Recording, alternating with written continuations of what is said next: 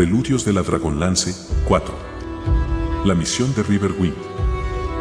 Paul B. Townsend and Tanya Calle Cook, 1996. Audiolibro editado por Juan Pablo Flores Montaño. Para El Amo del Calabozo 2024.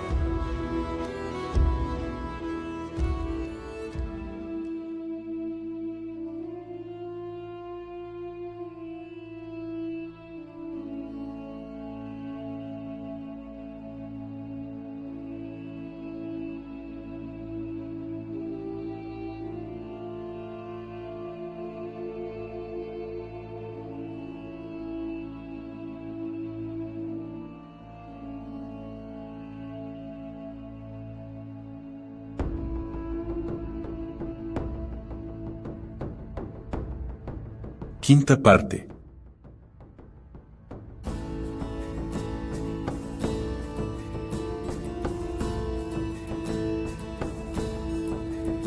Los campos dorados. Riverwind paseaba junto a Goldmont por un campo bañado por los rayos de sol. Unas nubes blancas se desplazaban veloces por el horizonte. Los envolvía el armonioso tañido de campanillas agitadas por el viento. ¿Eres feliz?, le preguntó Goldmont, con una sonrisa tan radiante como el día. Mucho, respondió él. El guerrero veía a su amada, la verde pradera, el cielo azul. Sus ojos estaban ciegos a la verdad. La pequeña y morena Liel alzó la mirada hacia el hombre de las llanuras. Tu regreso me hace muy feliz, dijo, manteniendo el espejismo de la imagen de Goldmont para el guerrero. Creí que nunca volverías. Riverwind hizo un alto y se frotó los párpados. No recuerdo cómo regresé. ¿O por qué lo hice? Se giró con brusquedad hacia la imagen ficticia de Goldmont. Todo cuanto sé es que te amo. Han surgido problemas, dijo Liel con voz calma. Su pequeña mano se perdía en la enorme del guerrero, pero la apretó como si quisiera infundirle ánimo. Los conspiradores intentan destituirme. Riverwind se tensó. Loreman susurró con voz ronca. Sí, él mismo. Liel aprovechaba hasta la más mínima información facilitada por el embaucado guerrero. Quiere matarme, amor mío. El hombre de las llanuras abrazó a la hechicera. Nadie te lastimará mientras yo tenga un soplo de vida. Liel sonrió. Su mejilla reposaba contra el pecho del guerrero y percibía el apresurado palpitar de su corazón. Le pidió que repitiera sus palabras. Nadie te lastimará mientras yo tenga un soplo de vida, reiteró el joven con vehemencia. Reanudaron el paseo. El poblado Quesú se hizo visible cuando remontaron una colina. El asentamiento era apenas una silueta borrosa, ya que Liel no había captado todavía sus detalles para lograr una ilusión precisa. Necesitaba aprender más recuerdos de Riverwind a fin de fortalecer el hechizo para hacerlo verosímil. ¿Regresamos?, le preguntó. He perdido mi sable, dijo él, al posar la mano en la vaina vacía. Liel le acarició los dedos. Tengo una espada para ti. Vamos, hay mucho que hacer. La escena se desvaneció y el guerrero se encontró en un edificio sombrío. Supuso que se trataba de la casa de la hermandad. Al perfilarse la imagen de la sala en su mente, la ilusión creada por Liel hizo otro tanto. No se preguntó cómo habían llegado allí de una manera tan repentina. Riverwind era como una persona dormida para quien cualquier acontecimiento surgido en el sueño le parece lógico, por extraño que sea. Goldmont le ofreció una espada, larga y pesada. Él aceptó el arma. Este no es mi sable, señaló con indecisión. No, valiente Riverwind, pero es la mejor espada que pude encontrar. Aquel acerto era la única verdad dicha por Liel. De hecho, el arma había pertenecido a 20 siglos atrás. En vida, Estantafalas estaba considerado como un gigante entre los de su raza. En consecuencia, la espada tenía casi la medida apropiada para Riverwind. Las antorchas se encendieron en la estancia y, a su luz, el guerrero se encontró amenazado por 3 oponentes, todos ellos con los rasgos de su antiguo enemigo, Haloska. El joven blandió su nueva espada. No es posible. Estás muerto, los 3 lo estáis, gritó. Son siervos del mal, intervino con premura Liel. Tienes que salvarme de ellos. Las 3 imágenes de Haloska se lanzaron al ataque. El guerrero se enfrentó al del centro, detuvo su embestida y blandió el arma a derecha e izquierda para mantener alejados a los otros dos. El semblante de Haloska central se desfiguró con una expresión de odio profundo y arremetió con una estocada dirigida al pecho del hombre de las llanuras. Riverwind desvió el acero agresor, aferró la empuñadura de la espada de Est con ambas manos y asestó un golpe de revés. La afilada punta del acero alcanzó a Haloska en el pecho. El atacante lanzó un alarido y soltó su arma, retrocedió tambaleante y Riverwind lo atravesó de parte a parte.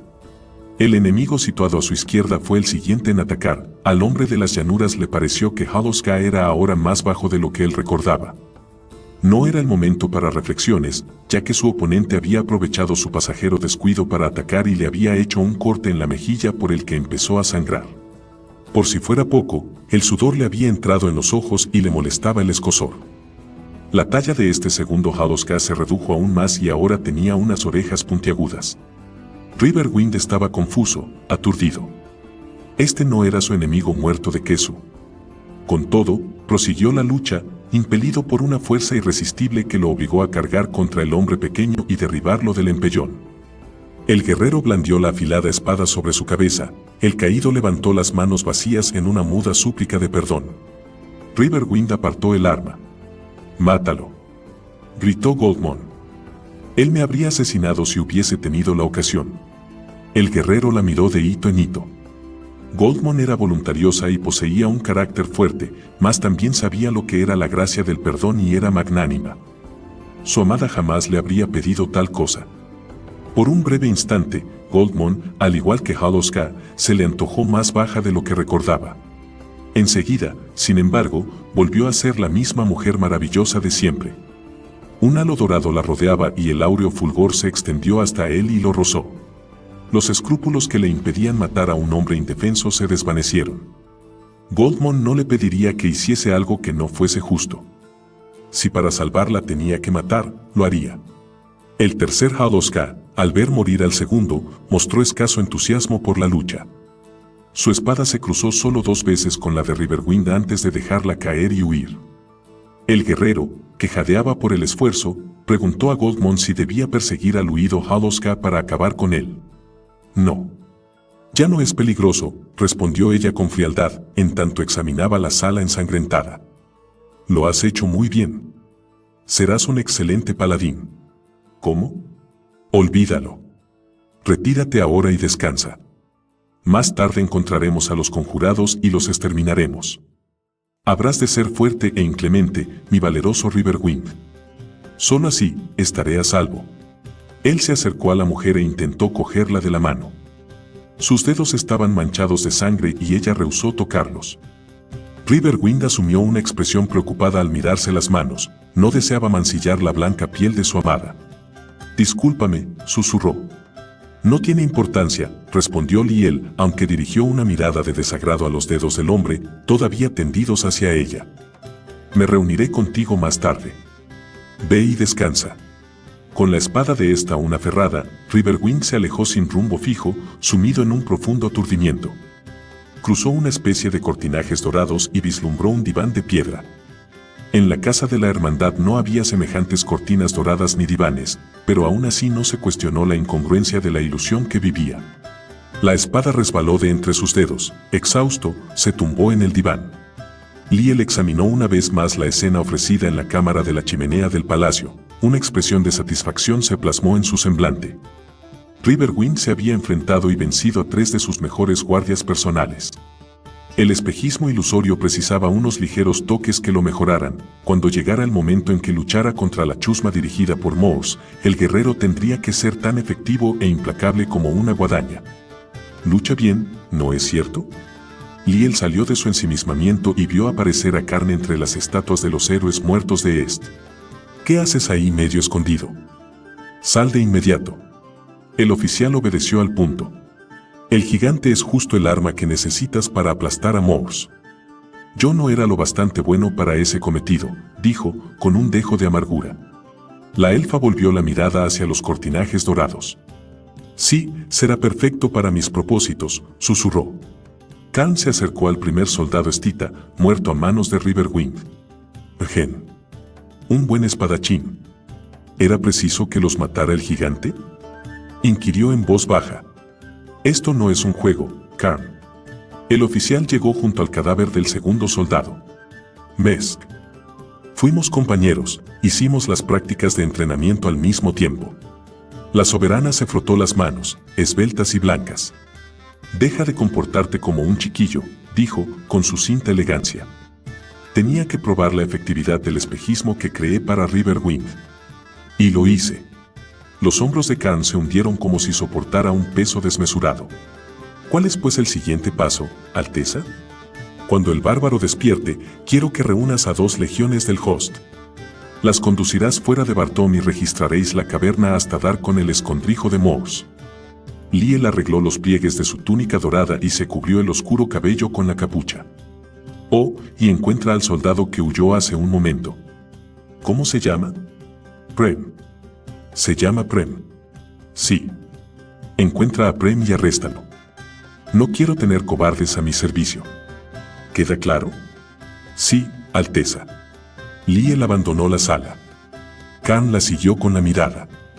La cólera porque Riverwind usurpara su puesto había remitido. La había enterrado como lo había hecho con otras muchas heridas que le infligiera la ambiciosa y despiadada reina de Est.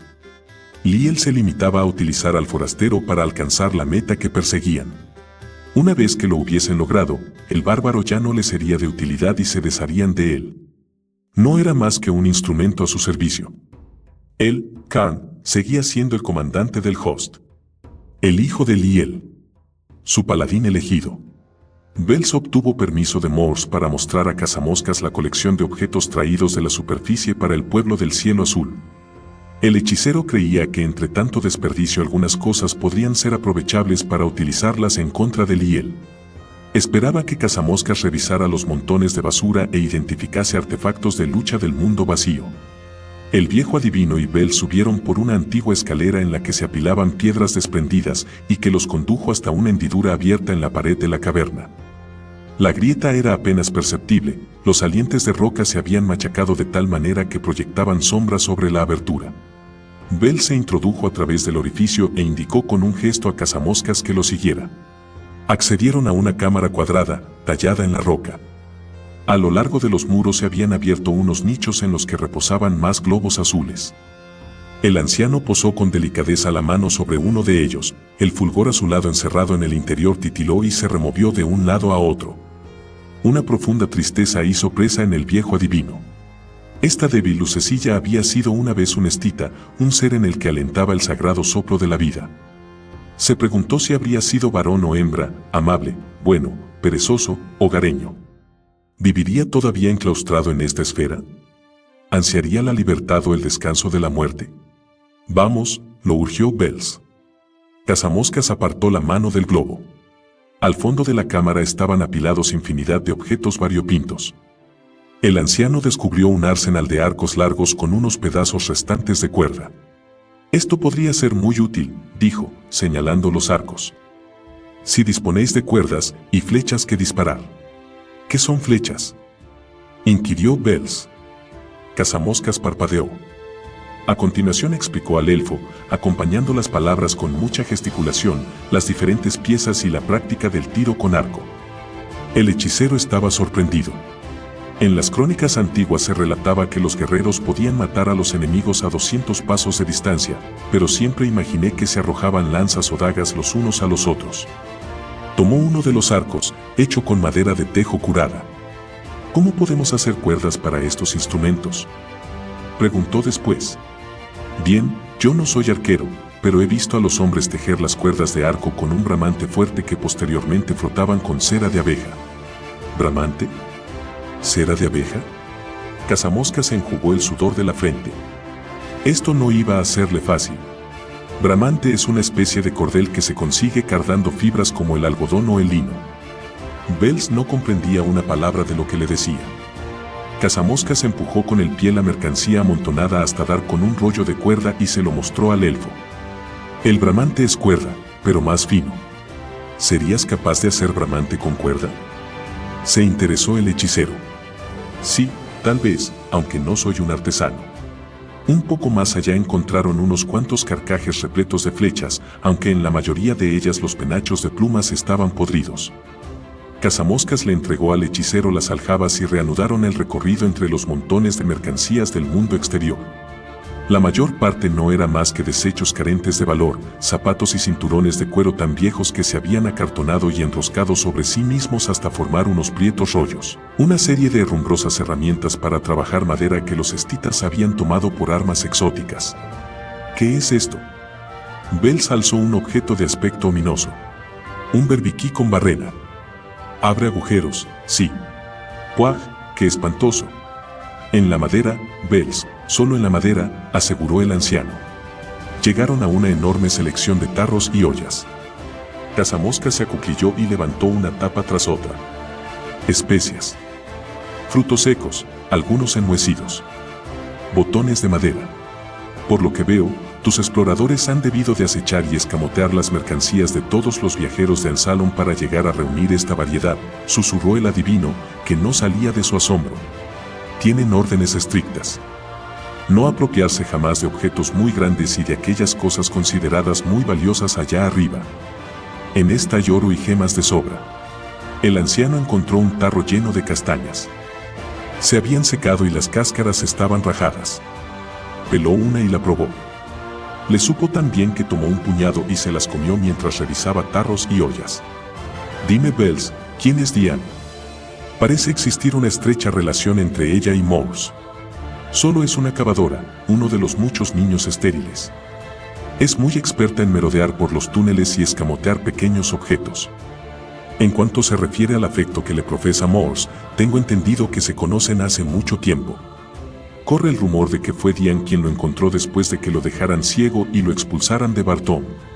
Cuidó de él hasta que recobró las fuerzas. ¿Y tú, cuándo te uniste a Morse?, preguntó Cazamoscas mientras escupía la cáscara de una castaña. Bells metió el dedo en una olla de pimienta molida. Probó el polvillo negro y sufrió un violento ataque de tos. Veneno. Gimió entre jadeos. No. Pimienta. El anciano cogió un pellizco y se lo llevó a la boca. Picaba, pero no en exceso. Se utiliza para sazonar las comidas. Los ojos del hechicero estaban llorosos. Los moradores del mundo vacío debéis de tener estómagos de hierro. Cazamoscas masticó y se tragó la última castaña antes de formular la siguiente pregunta. Bells, ¿te importaría decirme el motivo por el que decidiste trabajar en contra de tu hermana? Chist. Estornudó el hechicero y se restregó la nariz. ¿Importa acaso? ¿No te parece bastante que arriesgue mi vida en favor de la causa de Morse? Importa, sí. Se me ocurre que si Liel quisiera tener un espía cerca de Morse, tú serías la persona idónea para ese cometido. El anciano se cruzó de brazos. Un espía, o, inclusive, un asesino. Bells alzó la mano izquierda, con la palma hacia arriba. Abrió mucho los ojos y articuló un conjuro breve, arcaico. Cazamoscas retrocedió un paso con premura. En la palma del hechicero brilló una chispa luminosa que creció hasta formar una llama. ¿Quieres saberlo, verdad? ¿Serás capaz de comprenderlo si te lo explico? He pasado toda mi vida bajo el dominio de mi ambiciosa y despiadada hermana, para quien siempre he sido más un criado que un pariente. Bells hablaba despacio, en voz queda. Aniquiló a muchos hechiceros, sabios y buenos, cuyo único fallo fue ignorar el poder desmesurado de su oponente. Utilizó el amor de un valiente guerrero y concibió un hijo suyo para después inculcar en ese hijo un odio enconado hacia su padre. Su mayor éxito fue valerse de Karn para traicionar a Morse. Concedió a los cavadores medio día de descanso a fin de que asistieran a la ceremonia que preparó para dejarlo ciego. Aquella ceremonia fue. A Bells le faltaban las palabras, sus dedos se cerraron con furia y aplastó la llama que ardía en su palma. Unas chispas ardientes cayeron al suelo. Me avergüenza de que me llame su hermano. Me uniré a quien haga falta con tal de ver el final de Liel. Ambos hombres guardaron silencio, Bells absorto en sombrías reflexiones sobre su hermana y Cazamoscas turbado por el triste relato. Los ojos del anciano se detuvieron en las ollas apiladas a espaldas del elfo. ¿Cuántas había? Tinajas y tinajas de pimienta, gritó el viejo adivino. ¿Cómo? ¿Te encuentras mal? Cazamoscas corrió junto a las ollas. No. La pimienta es la clave. Por lo menos hay 25 kilos de pimienta almacenada, dijo, señalando con el brazo en derredor. Si todos los estitas son tan sensibles a sus efectos como tú. El rostro del hechicero se iluminó con la comprensión. Ya entiendo. Te refieres a poner este picante en la comida de los soldados, ¿verdad? No, algo mejor. Arrojárselo a la cara.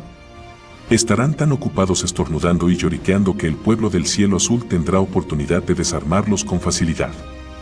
También podremos rescatar a Riverwind con el mismo procedimiento. ¿Cómo evitaremos que nuestra gente estornude? La pregunta del elfo cogió por sorpresa al adivino, y su expresión de satisfacción se tornó en consternación. Después, sin embargo, su rostro se iluminó de nuevo. ¿Cómo va a ser? Proporcionándoles pañuelos para que se cubran la nariz y la boca. Funcionará. Vayamos ahora mismo a informar a Morse. Pero el ciego no acogió la idea con entusiasmo. Prefiero que te dediques a reparar esas armas que habéis encontrado, arcos o como quiera que se llamen, dijo con enojo. También prefiero atacar al host desde lejos que conducir cerca de los soldados a gentes carentes de experiencia en la lucha para que les arrojen polvo a la cara. Maese Morse, incluso en el caso de que yo sea capaz de reparar todos los arcos, no serían suficientes para hacer frente a todo el host. Por otro lado, el tiro con arco no es una disciplina fácil, precisa de mucha práctica, sí. ¿Cuánto tiempo? En Kesu, los niños inician el aprendizaje cuando apenas saben andar. Toda una vida de adiestramiento es lo que hace de ellos unos arqueros sin par. La diana a la que tendrá que acertar mi gente son filas apretadas de soldados. No será fácil que Fallen, insistió Morse. Tal vez debamos adoptar ambos planes, intervino Bells. Las flechas causarán un gran daño en la moral de los guerreros, y la pimienta los derrotará de manera definitiva. No me gusta, rezongó el ciego. Un guerrero que se precie de tal no arroja polvo a los ojos de su enemigo. Tal acción carece de honor. ¿Acaso es honorable dejar ciego a su comandante y desterrarlo de la ciudad como si fuese un despreciable pordiosero? Gritó el hechicero, al tiempo que le arrancaba de un tirón el bastón. El elfo ciego se puso de pie. Cortesano pusilánime sin agallas. Estoy ciego, pero todavía soy capaz de romperte el cuello con una mano. Dian, que había seguido en silencio toda la conversación, sujetó a Morse por la pierna. No lo lastimes, buen Morse. La intención de Maese Bells es aconsejarte. La chica recogió el bastón y se lo entregó al elfo. Las toscas manos del guerrero ciego se cerraron sobre las de ella. El contacto actuó como un sedante. ¿Qué propones? Preguntó a Bells. No le debes a Liel un combate honorable. No se lo merece. Y es a ella a quien te enfrentas. El host es una mera herramienta en sus manos. Los párpados llagados se volvieron hacia la voz del hechicero. ¿Qué me dices de Khan? ¿Qué se merece él? ¿Polvo picante? ¿Dardos lanzados desde 200 pasos? ¿O el perdón? Intervino Cazamoscas en voz baja. Ha servido a Liel a lo largo de todos estos años y eso es castigo suficiente. Fue su elección, musitó Morse, a la vez que se sentaba. Traed los arcos y la pimienta del almacén. Hostigaremos a Liel con flores y con ello la vencemos. En cuanto a mi hijo, si nos sigue al mundo del cielo azul y luz del sol, procuraré perdonarlo. ¿Y si rehúsa? Inquirió Bells. En ese caso, yacerá en una tumba junto a la de su madre. 2 legiones, casi 1000 soldados, marchaban en columnas desplegadas por la gran caverna. Karn las había dividido en 4 unidades llamadas Diamante, Rubí, Esmeralda y Granate. Él iba al mando de la división Rubí y Riverwind lo acompañaba, sometido al influjo de otro espejismo recreado por Liel. El hombre de las llanuras estaba convencido de que perseguía a Loreman y a Haloska tras el frustrado intento de asesinar a Goldmon. Nunca había estado en estas montañas, comentó.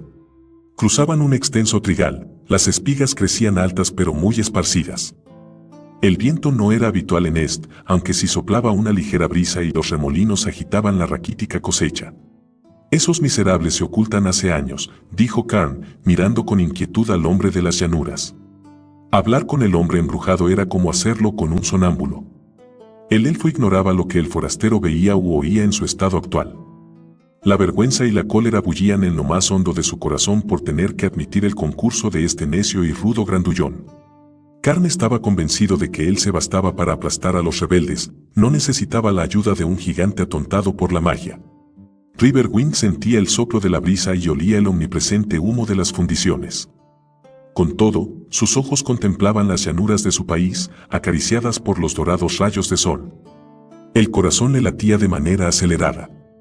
Goldmon solo estaría a salvo si lograba capturar y aplastar a los malvados que ansiaban la muerte de su amada. Sus largas piernas cubrían el terreno a grandes zancadas y la escolta se estiraba en una larga fila que intentaba sin éxito mantener su paso. «Ve más despacio», le indicó Karn con irritación, para añadir en un susurro inaudible, «gigante infernal». El hombre de las llanuras no solo refrenó la marcha, sino que se paró en seco. Sus ojos penetrantes, de cazador avesado, habían captado un destello de acero en la falda de la montaña que se alzaba al frente. «Allí», indicó, señalando con el dedo. «¿Qué?», preguntó Karn, cubriéndose con la mano los ojos para resguardarlos del deslumbrante sol de bronce.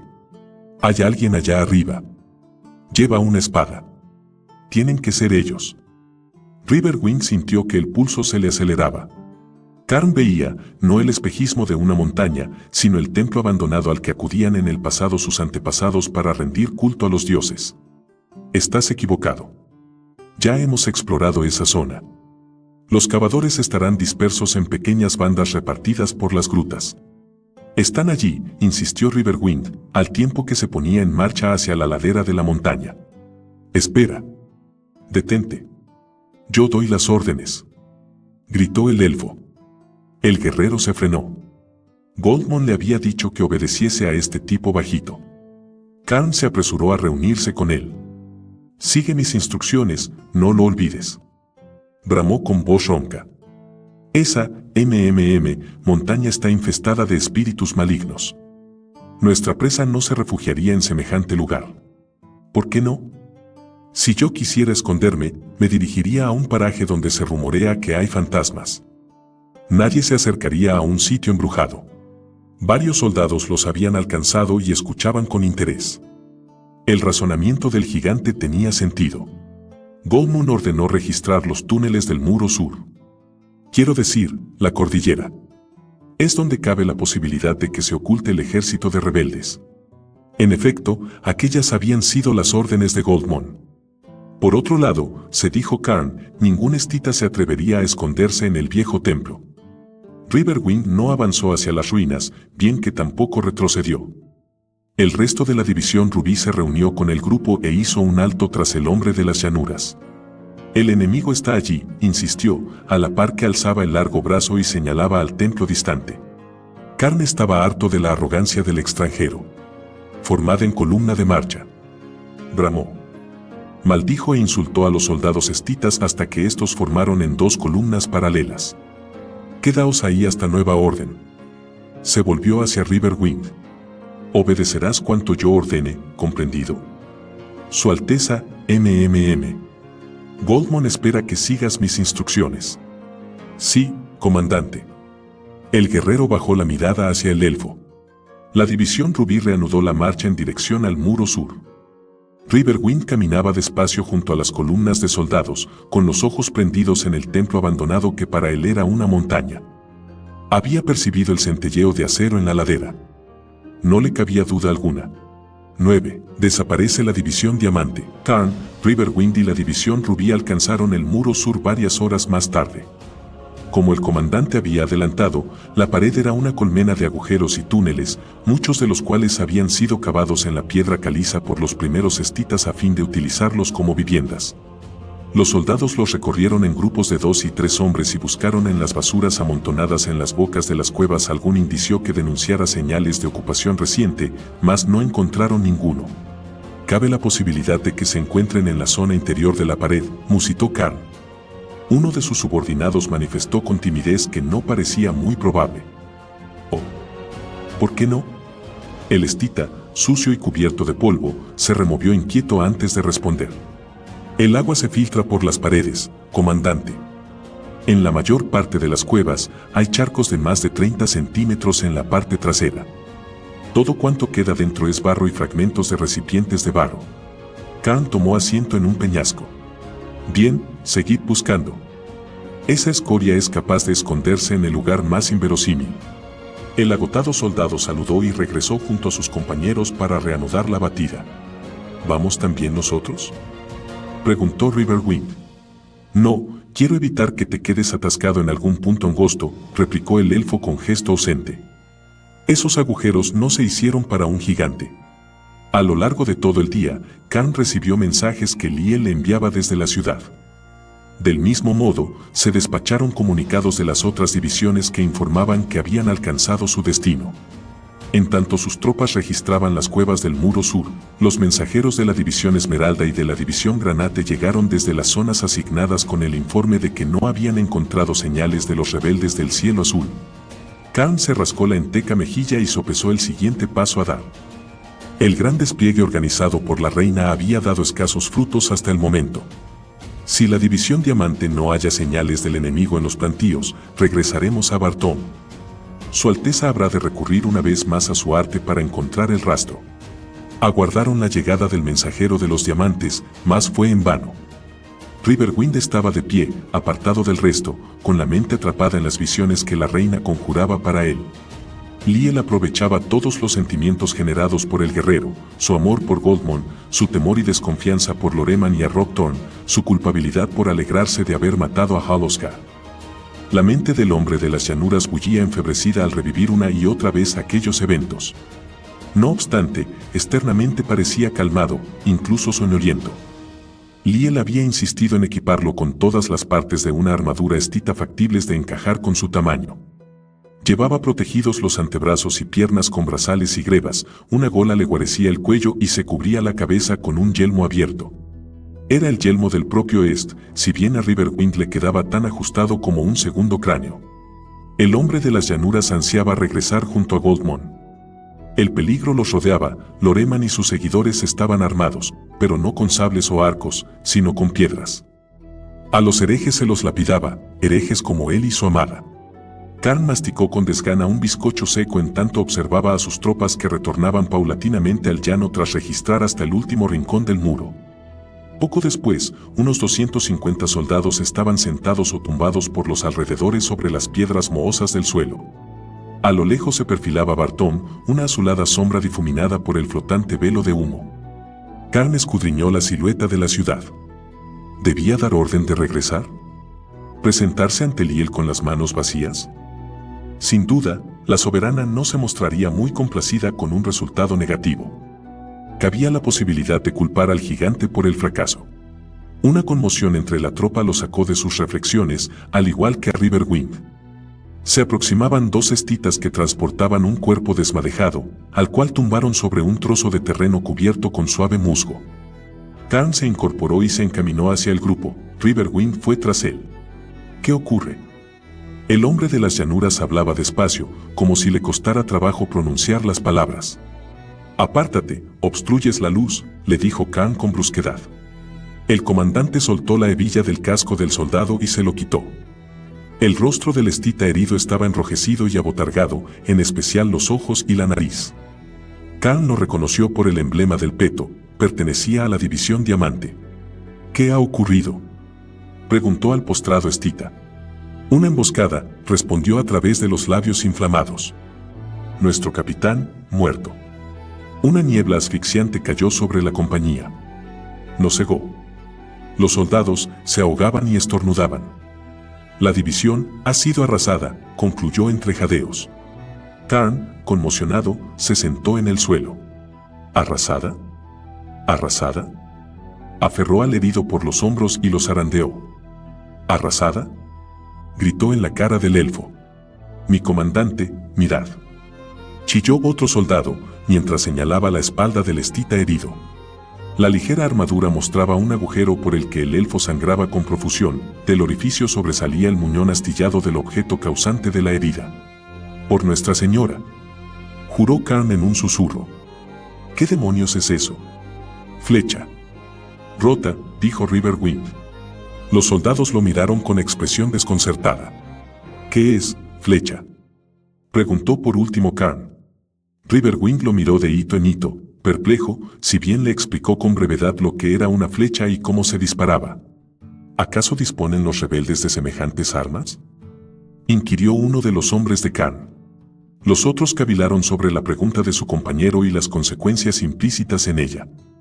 Khan soltó al estita herido y se puso de pie de un salto. No es posible enfrentarse a un enemigo que arroja dardos desde una gran distancia. Tenemos que informar a su Alteza de inmediato. Corneta. ¿Dónde se ha metido ese maldito corneta? Toque de llamada. Que las divisiones Granate y Esmeralda se reúnan con nosotros.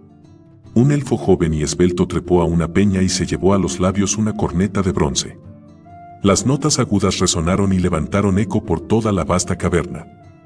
A los pocos segundos, se produjo la respuesta de los cuernos de las otras divisiones. Riverwind se arrodilló junto al olvidado estita herido. Estaba muerto. El hombre de las llanuras cerró los ojos del elfo. Al retirar la mano, reparó en que tenía los dedos manchados con un polvo negro. Se pasó la lengua por las yemas para limpiarlas, al punto, la lengua le ardía. Pimienta. Frunció el entrecejo. Esto no tenía sentido. Tú. Llamó Khan, al tiempo que le daba un golpe en el hombro. Cógelo y llévalo en brazos. Riverwind alzó el cadáver del elfo con facilidad. Los rubíes se arremolinaron en torno al guerrero, todos los rostros expresaban desconcierto y preocupación. Khan los obligó a formar y se encaminaron directamente a Bartón. Apenas habían recorrido un par de kilómetros cuando apareció la división Esmeralda que cruzaba un plantío de manzanos achaparrados. Los guerreros corrían a trompicones. Algunos habían perdido sus armas y muchos se cubrían la cara con las manos mientras tosían y sollozaban. Khan detuvo la marcha. Un cabo de los Esmeraldas corrió hasta él y cayó de rodillas a los pies del oficial. «Mi comandante», dijo entre jadeos. «Siento informar que la división Esmeralda ha sido derrotada». ¿Derrotada por quién?, bramó Khan, cuyo rostro había enrojecido. «Señor. Comandante». Blandían las armas de la división Diamante. «Es imposible. Esa división fue atacada y vencida hace pocas horas. Los había a cientos», gritó el elfo. Algunos no eran más que simples cavadores. Pero otros manejaban espadas y llevaban petos de guerreros. Y había una carreta. ¿Carreta? ¿Qué carreta? Sí, señor. La empujaban unos cavadores con los rostros cubiertos con máscaras. De la carreta sobresalía un tubo que expulsaba un humo que nos cegaba y nos hacía toser y estornudar. ¿Cuánto hace que ocurrió eso?, preguntó el oficial, en tanto empuñaba la espada y escudriñaba el plantío de manzanos. No mucho, mi comandante. 1 hora, tal vez menos. Riverwind, que había escuchado la conversación de los elfos, tumbó en el suelo al guerrero muerto y se aproximó a Khan. ¿Perseguimos a esos esbirros de Loreman? ¿Perseguirlos? El elfo perdió la escasa serenidad y compostura mantenidas a duras penas. Más vale que nos preparemos para defendernos. No nos atacarán. Aquí, no, declaró con firmeza el hombre de las llanuras. ¿Cómo estás tan seguro? Khan temblaba por la ira y su rostro aparecía congestionado, casi purpúreo. Han tendido emboscadas a 2 compañías de guerreros, pero no osarán enfrentarse a una tropa alerta en campo abierto. Lo más probable es que Loreman y los suyos den un rodeo para eludirnos y se escabullan hacia el poblado. Solo entonces, al exponerla en voz alta, la idea alcanzó su mente con diáfana claridad. Goldmon. Nos necesitará. ¿Desvarías? Bartom está defendida por el host. Khan inhaló hondo varias veces. Los temblores de sus miembros remitieron y recobró el color de manera paulatina. He tomado una decisión. Los guerreros Esmeralda se unirán a nosotros, bordearemos el plantío e intentaremos ponernos en contacto con la división Granate. ¿Y luego?, inquirió el cabo de los Esmeraldas, entre estornudo y estornudo. Luego, consideraré el siguiente paso cuando llegue el momento, replicó con arrogancia. Alrededor de 1 centenar de soldados de la división Esmeralda se sumó a la tropa de Khan. Los estitas reanudaron la marcha, con el plantío a su izquierda y la lejana ciudad a la derecha. El miedo se extendió como una plaga por las filas y creció de intensidad a medida que los supervivientes de los Esmeraldas relataban lo ocurrido a sus compañeros de la división Rubí. Nubes asfixiantes. jabalinas que surcaban el aire. Cientos de cavadores armados que no estaban atemorizados. Esto último, más que cualquier otra cosa, aterrorizaba a los guerreros. Cazamoscas inspeccionó la multitud de prisioneros capturados por el pueblo del Cielo Azul en los dos primeros enfrentamientos. Casi 300 soldados se hallaban de rodillas en un apretado círculo, desarmados y desprovistos de armaduras y vigilados por los sonrientes cavadores. El éxito obtenido con la niebla de pimienta había excedido en mucho a los resultados previstos por el adivino. 2 cavadores, uno de ellos molinero en el pasado y el otro un experto forjador, idearon un artilugio semejante a un fuelle que rociaba la pimienta sobre el enemigo. Instalado sobre una carreta, la máquina creadora de la peculiar nube irritante consolidó las recientes victorias, tan vertiginosas como apabullantes. Los arcos, sin embargo, tuvieron menos efectividad. Cierto que los aprendices de arquero del Cielo Azul abatieron a varios de los guerreros diamantes en los primeros momentos del asalto, pero, antes de que la batalla finalizase, todos los arcos, a excepción de uno, se habían roto. Enardecidos por la contienda, los cavadores blandieron las valiosas armas como si se trataran de cachiporras y las quebraron al golpear las armaduras de los soldados. Morse se sentía exultante. Dian lo condujo hasta los prisioneros. Bells, silencioso, fue en pos del elfo ciego. ¿Qué aspecto tienen?, preguntó Morse. Lloroso, respondió Cazamoscas. Por la vergüenza y la pimienta en los ojos, sí. Has probado tu valía, viejo gigante, proclamó el elfo, en tanto palmeaba a Cazamoscas en la espalda. ¿Te das cuenta de lo que, juntos, lograremos en el futuro? Al adivino no le gustó el tono ni el contenido de aquellas palabras. Contemplar los rostros enrojecidos y llorosos de los soldados lo entristecía, pensar en los muertos de ambos bandos lo hacía sentirse culpable. Hacía solo 5 días que convivía con el pueblo del Cielo Azul. De seguir ayudando a Morse, ¿cuáles serían las consecuencias?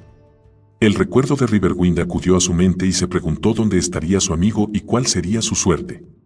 Bells también se sentía insatisfecho. Hasta entonces, él había sido el principal consejero de Morse y ahora se encontraba desplazado, sustituido en tales menesteres por Cazamoscas. Morse había empezado a solicitar el asesoramiento del viejo adivino en otros asuntos que nada tenían que ver con el mundo del exterior, como, por ejemplo, el modo de gobernar Bartom una vez que Liel fuese destituida. Cazamoscas procuraba soslayar el tema, ya que, en su opinión, la soberana distaba mucho de estar derrotada. No obstante, Morse insistía y se interesó por el sistema político de Kesu. El anciano hizo un somero resumen del método seguido para elegir al chieftain. Un procedimiento muy peculiar, opinó el elfo ciego. Alcanzo a comprender el que se elija a un guerrero valeroso y perspicaz para dirigiros, más que significa lo de desposar a la hija del anterior chieftain. ¿Qué tiene eso que ver con encontrar a un gobernante enérgico? Consideramos importante el hecho de tener un jefe que esté cercano a los dioses. La hija del chieftain es la dirigente espiritual de nuestro pueblo, nuestra sacerdotisa. ¿Vuestras sacerdotisas son diestras en la magia? Casi nunca. Los ojos claros del hechicero denotaron sorpresa. No. Los Kesu no son partidarios de las artes mágicas, salvo la curación y la comunicación con los espíritus de nuestros antepasados. Bells asumió una expresión de profunda reflexión. Entonces, según vuestras costumbres, lo mejor que podría hacer Morse, una vez que hayamos derrotado al host, es casarse con Liel y compartir el gobierno con ella. El guerrero ciego se movió con sorprendente rapidez e incrustó el extremo de su bastón en el estómago de Bells. El esbelto hechicero se dobló en dos a causa del dolor y la conmoción. ¿Por qué me has golpeado?, jadeó. Esa clase de observaciones están de más, replicó Morse con voz tensa. Y considérate afortunado de que maneje un bastón y no una espada. Bells retrocedió unos pasos a la par que dirigía una mirada enconada al ciego. Se enderezó poco a poco mientras se frotaba el dolorido estómago. Cazamoscas le ofreció ayuda, pero el hechicero declinó con frialdad la mano que el anciano le tendía. El ambiente estaba cargado de tensión y el adivino conjeturó con desasosiego las consecuencias de lo ocurrido. La súbita aparición en escena de una cavadora alivió la violenta situación. La elfa corría como alma que lleva el diablo y cayó de bruces a los pies de Morse. Cazamoscas agarró a la chica por la túnica de cobre negro y la levantó. Era Dian. Se acercan los guerreros, dijo entre jadeos. El ciego se puso de pie como impulsado por un resorte. ¿Por dónde y cuántos son? Muchos. Superan a los que nos enfrentamos con anterioridad. Vienen por allí, señaló con el dedo. Morse no veía su gesto, pero frunció el entrecejo. Bell se aproximó, aunque guardando una distancia prudencial del bastón del ciego. Khan no ha actuado de acuerdo con tus previsiones. No se ha retirado a la ciudad. No. Alguien lo ha puesto firme, musitó Morse, sombrío.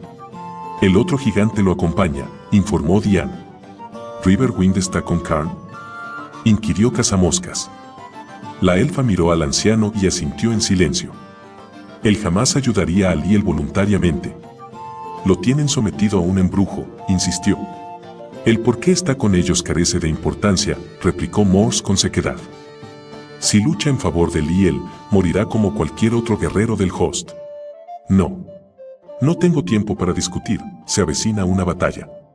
Si deseas que te ayude, habrás de concederme este favor, argumentó Cazamoscas. Riverwind es mi amigo y no quiero que se le lastime. ¿Tratas de coaccionarme? Morse plantó los puños en las angostas caderas. El viejo adivino calculó la distancia que lo separaba, con la esperanza de estar lo bastante apartado para que el ciego no alcanzara a golpearlo con el bastón. Es el precio por mi ayuda, declaró luego con voz calma. Morse alzó el mentón en un gesto decidido. Tu asistencia ha resultado decisiva para nuestra causa. Ordenaré a mi gente que capture vivo al gigante si les es posible. Acto seguido, el ciego se apartó del grupo y convocó a voces a sus seguidores. Dao Plantío y los campos adyacentes surgieron las figuras de agotados elfos, las túnicas estaban henchidas con la fruta robada. Era casi 1 millar de cavadores a los que se les había proporcionado toda clase de armas, desde las espadas de los soldados estitas muertos, hasta aperos de labranza o herramientas de minería. La carreta equipada con el artilugio para esparcir la pimienta rodó en medio de chirridos en dirección a Morse. Pocos minutos después de que Diane trajese la noticia de la llegada de Khan y sus tropas, el ejército rebelde se hallaba reunido en torno a su general ciego. Pueblo del cielo azul, anunció Morse. La tirana Liel no ha aprendido aún la lección. Mientras me dirijo a vosotros, un gran contingente de guerreros cruza el valle que se extiende al otro lado del plantío. Habremos de combatir hoy una vez más. Un murmullo sonoro se alzó sobre la multitud congregada. Lo sé. Estáis cansados, pero esta grandiosa misión requiere esfuerzo constante y entrega sin reservas. Tenemos que aplastar a los soldados cuando y donde quiera que los encontremos. Solo así alcanzaremos la victoria.